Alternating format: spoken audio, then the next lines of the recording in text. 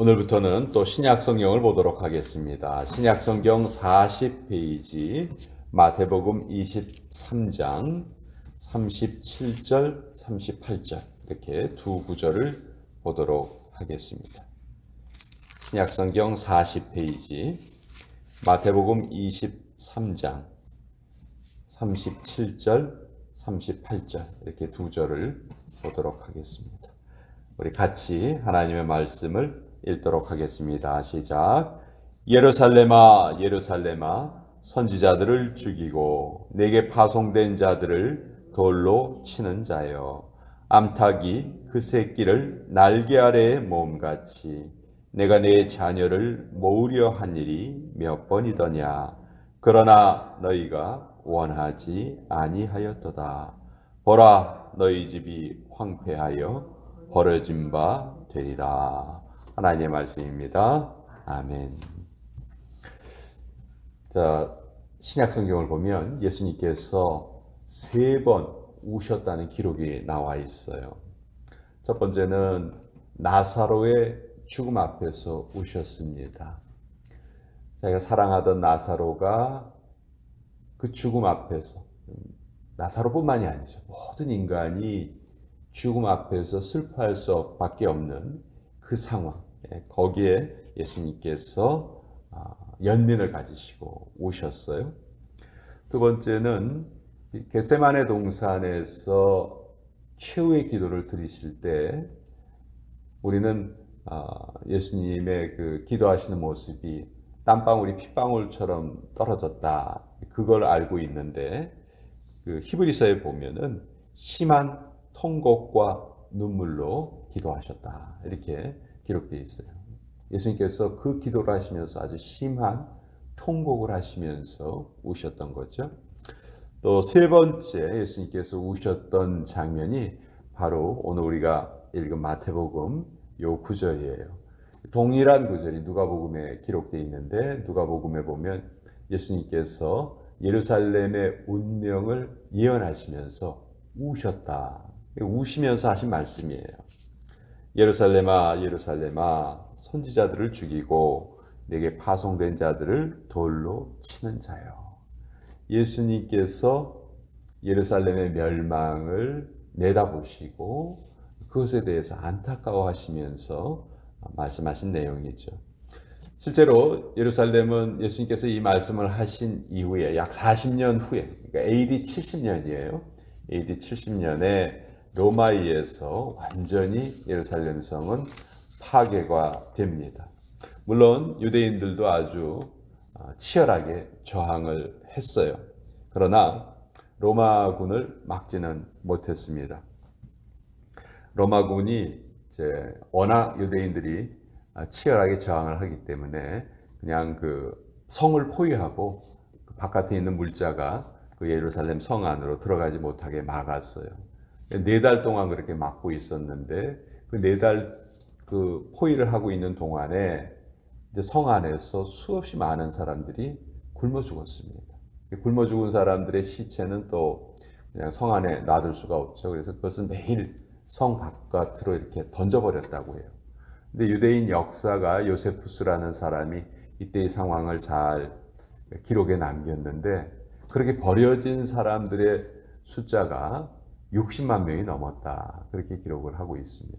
예루살렘의 평소의 그 인구는 그렇게 많지 않은데 1년에 3번 예루살렘의 인구가 아주 폭발적으로 늘어나는 때가 있죠. 6월절, 7.7절, 초막절. 이때는 이스라엘의 모든 남자들이 예루살렘으로 모이잖아요. 그때 이제 로마군이 예루살렘을 포위했고 결국 수없이 많은 사람들이 희생을 당하고, 이때 아까 말씀드린 그 요세푸스라는 역사가가 로마에 대항해서는 안 된다, 마치 예레미야가 남유다가 바벨론에 의해서 멸망당할 때 바벨론에 대항하지 말아라, 그걸 외친 것과 똑같이 우리의 힘으로 로마를 이길 수 없으니까 로마에 대항하지 말자, 그렇게 많은 사람들을 설득하기를 했지만 그 설득이 아무 소용이 없었다고 해요. 결국 이때 로마와의 그 대결에서 대결하지 않기로 했던 유일한 사람들이 바로 크리스찬들이었습니다. 크리스찬들은 예수님의 이 말씀을 그대로 이 말씀이 이루어질 것을 알았다는 것이죠. 그래서 로마군에게 저항하지 않고 그들만 다행히 목숨을 구할 수 있었다고 합니다. 유대인들의 그 저항은 뭐 세계사적으로도 아주 유명합니다. 마사다라는 요새가 있는데 예루살렘이 멸망하니까 일단의 사람들이 마사다라는 요새로 피했죠. 거기는 아주 높은 절벽 위에 있는 천의 요새였습니다. 헤롯이 누군가 반역을 일으키면은 내가 그리로 도망가서 거기에서 목숨을 보전하고 거기에서 다시 반격을 꾀해야 되겠다. 그렇게 생각을 하고 마사다라는 요새를 지은 거예요. 근데 이제 그 요새가 나중에 유대인들이 로마에 대항을 할 때, 저항을 할 때 그것이 잘 사용이 됐어요. 무려 3년 동안이나 사용이 됐죠. 이스라엘 가보신 분들은 거기를 다 방문을 하셨는데 이스라엘의 그 초등학교 학생들은 누구나 할 것 없이 다 한 번씩 소풍을 가는 곳이라고 하죠. 거기에서 자기의 선조들이 어떻게 로마군에게 대항하는지를 잘 배우고 옵니다. 워낙 높은 곳이기 때문에 로마군이 아무리 공격을 해도 그것을 잘 막아냈어요. 나중에 로마군이 방법을 찾아낸 것이 그 요새 옆에 똑같은 높이의 산을 쌓는 것이었어요. 로마군이 그 산을 쌓아가지고 그래서 이제 그걸 넘어가가지고 거기 있는 사람들을 이제 다 잡으려고 했죠. 근데 가보고 나서 깜짝 놀란 거예요. 가보고 나니까 거기 있는 사람들이 다 자살을 했던 것이죠. 우리가 로마에 잡혀서 노예 생활을 하느니 차라리 여기에서 장렬하게 죽자 그렇게 생각을 하고 그 가장이 그 가족들을 다 죽였어요. 그리고 그 가장들끼리 다 남았을 때 그 사람들만 또 이렇게 제비를 뽑았습니다. 제비를 뽑아서 나중에 뽑힌 사람이 먼저 뽑은 사람들을 다 죽이고 그리고 나머지 자기도 이제 자살을 했다는 것이죠. 그때 죽은 사람이 969명이라고 하죠. 근데 다 죽은 게 아니고 어린아이 2-3명 정도가 한 여인하고 어린아이 2-3명 정도가 살아났었다고 합니다. 그래서 그 사람들이 이제 그때 있었던 일을 다 알려줬기 때문에 이제 마사다에서 어떤 일이 벌어졌는지를 잘 알게 된 것이죠. 이들이 죽을 때 일부러 그 식량이라든지 뭐 거기에서 저항하는데 필요한 물자들 이런 것들을 1년치 이상이나 보관하고 있었다는 것이 나중에 다 밝혀졌어요. 그러니까 뭐냐면 뭐 거기에 뭐 물자가 떨어져서 그렇게 죽었다든지 뭐 그런 것이 아니고 단지 로마에 붙잡혀 가는 것이 싫었기 때문에 그렇게 죽었던 것이죠. 자, 그런 모습은 참 장렬한 모습이에요. 그렇지만 예수님께서 이미 예언을 하셨어요. 그런 어려움이 있을 것이다. 그리고 예수님의 안타까운 마음을 그대로 예수님께서 말씀을 하십니다. 암탉이 그 새끼를 날개 아래 모음같이 내가 네 자녀를 모으려 한 일이 몇 번이더냐. 그러나 너희가 원하지 아니하였도다. 지금 예수님께서는 마지막으로 예루살렘에 올라와 계십니다. 이제 예수님도 공생애를 다 마치시고 십자가의 사역을 바로 눈앞에 두고 있는 그런 시점이세요. 더 이상 예루살렘 주민들에게 예수님께서 말씀을 전하실 수 있는 기회도 없는 거예요. 그러니까 예수님의 마음은 더 안타까우셨던 것이죠. 왜 내 말을 너희가 듣지 않느냐? 왜 내 말을 청종하지 않느냐? 아마 이 안타까움은 오늘날 하나님께서 동일하게 우리 모든 인간들을 향해서 가지고 계신 그런 안타까움일 것 같아요. 특별히 예수님께서 자기 자신을 암탉이 그 새끼를 날개 아래 모으려 함같이 이렇게 비유를 하셨는데 여기 보면 날개라는 표현이 나오죠. 날개.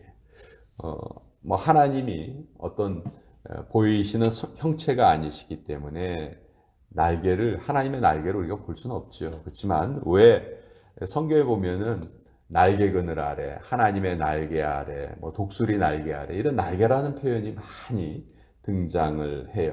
이것은 법궤와 관련이 있습니다. 법궤는 말 그대로 율법, 법이 담겨져 있는 그 상자죠. 그 법궤의 뚜껑이 아주 독특합니다. 그 금으로 만들었고 그 뚜껑 위에는 천사 둘, 그룹 둘이 서로 날개를 접하고 있습니다. 그 뚜껑 위에. 그리고 그 뚜껑과 그 날개가 만나는 그 가운데 지점, 그 지점을 하나님께서 특별히 속죄소 혹은 시은소 이렇게 부르게 하셨어요. 속죄소는 말 그대로 죄가 용서받는 곳, 그리고 시은소는 은혜가 베풀어지는 곳. 그래서 그 천사의 날개 아래에서 하나님의 은혜가 베풀어지기 때문에 성경에서 보면 이 날개가 은혜를 상징하는 그런 표현이에요. 암탉이 그 새끼를 날개 아래 모음같이. 그러니까 예수님의 은혜로 그 유대인들을 다 품으려 하신 것이죠. 그렇지만 그것을 거부했다는 거예요. 결국 그 집이 황폐해서 버려진 바 되리라. 예수님께서 말씀하신 대로 돌 하나도 돌 위에 남지 않고 모두 다 파괴되는 역사적으로 그런 일이 있었다는 것을 우리가 알게 됩니다. 바벨론에 의해서 첫 번째 성전이 무너졌을 때 그 성전은 두 번째 성전으로 다시 세워졌어요. 그런데 이때 무너졌던 세 번째 성전, 헤롯 성전이죠. 이 헤롯 성전은 무너진 이후에 아직까지 재건되고 있지 못하죠. 1948년에 이스라엘은 오랫동안 유랑 생활을 하다가 나라를 다시 되찾게 됩니다. 그리고 1967년에 3차 중동 전쟁이 일어나는데 그때까지 원래 이제 이스라엘이 나라를 세울 때 그 주변에 있는 아랍 국가들이 너무너무 반대를 했거든요. 그래서 국제연합에서 어떻게 결정을 했냐면 그 영토를 이스라엘하고 아랍하고 나누어서 차지하고 단 예루살렘만큼은 그 누구도 이 예루살렘을 차지하지 못한다. 이 예루살렘은 국제 도시로, 국제 중립 도시로 그렇게 하기로 하자. 그렇게 하고 이제 이스라엘이 건국이 되었는데 그 이후에 전쟁이 계속 벌어졌어요. 전쟁이 벌어졌는데 이스라엘이 계속 이겼죠. 그래서 3차 중동 전쟁 이후에 지금 예루살렘을 이스라엘이 실질적으로 점령을 하고 있죠. 거의 대부분을 점령을 하고 동서로 나누어져 있는데 사실 이것은 국제법을 이스라엘이 지금 위반하고 있는 것이거든요. 근데 이제 미국이 이스라엘 편에 있기 때문에 국제적으로 그렇게 통용이 되고 있어요.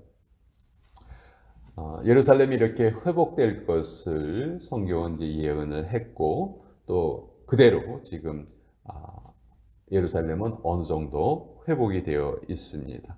그렇지만 예수님께서 2000년 전에 말씀하신 그 내용은 역사적으로 그대로 이루어진 것을 우리가 보게 됩니다. 왜 이런 비극의 주인공이 되었는가? 결국은 예수님을 인정하지 않았고 예수님의 말씀을 믿지 않았다는 것이 결정적인 이유였죠. 이 역사적인 사실이 오늘을 살아가는 우리에게 동일하게 적용이 됩니다. 오늘도 우리는 하나님의 말씀을 받고 지키면서 살아가야 그래야 우리가 이 땅에서뿐만이 아니고 영원한 영생의 생명을 얻을 수 있다 하는 것을 이 역사의 교훈을 통해서 우리 다시 한번 알게 되고 하나님께서 그 자신의 은혜를 날개라는 표현을 하셨는데 누구나 하나님의 날개 아래 있을 때 평안이 있는 것이죠. 병아리가 암탉 날개 밑에 있을 때 평안을 누리고 있고 또 민수기 기록에 보면 속죄소 두 그룹 사이에서 하나님께서 모세에게 말씀하셨다는 기록이 있어요. 그러니까 그 주님의 은혜는 결국 우리에게 말씀을 베풀어 주시는 은혜라는 것을 우리가 깨닫게 됩니다. 오늘도 하나님, 도대체 저에게 하나님께서 무슨 은혜를 주십니까? 우리가 이렇게 궁금해할 때가 있죠.